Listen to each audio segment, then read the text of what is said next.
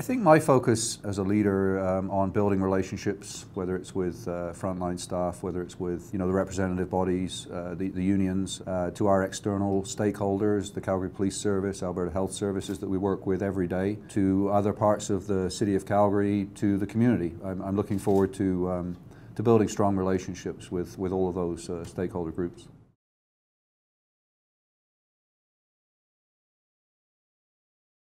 Totally. I feel very honoured and proud to have been selected in a tough competition to take on this role. And you've mentioned a couple of people there whose boots are going to be pretty tough to fill, regardless whether it's Ken's time as the interim chief over the last 6 months or so, or Chief Burrell's 9 years previous to that. They've both done incredibly good work, and so I've got to live up to some pretty high expectations.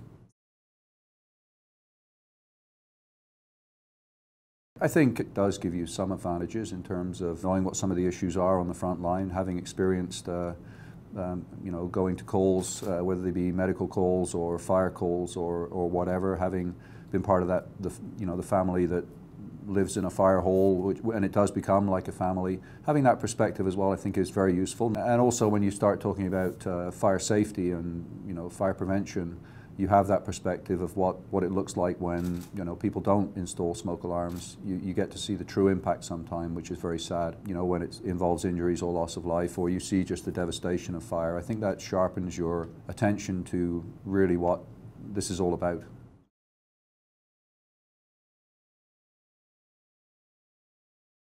I think what I was trying to say was that response times will always be important in terms of that measure, in terms of how long does it take us from the time the citizen calls into the 911 centre until we arrive.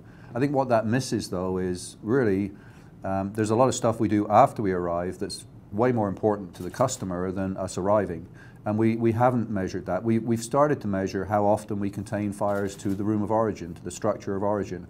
And that becomes a much more meaningful measure when used in combination with response times. So I certainly don't see a time where we will ever disregard response times, but I think we need to develop some other measures as well. I mean, more than half of our calls are medical calls. So again, how quickly do we defibrillate? How quickly are we at the patient's side? To me, are very important measures rather than when do we pull up outside the house.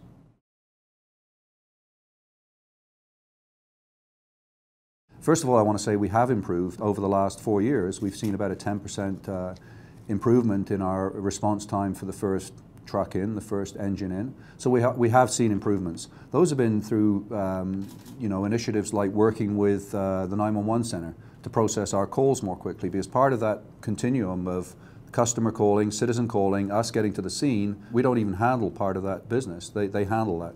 So we've done some work with them around some ways of moving the calls more quickly to the fire station. We've worked with our crews a little bit especially on some aspects of station design with new stations, in terms of, another part is how long does it take the crew to get on the truck? So we've done some pieces in that segment as well. We've also changed some of our alerting strategies in the fire halls. We have display boards so that we have different tones for different apparatus that are leaving the station that we've seen an improvement on. So we've improved that second part of our performance. On the third part, which is the drive time, we've done a lot of work with traffic signals, and we continue to do that work where we can control traffic signals to move more quickly through intersections.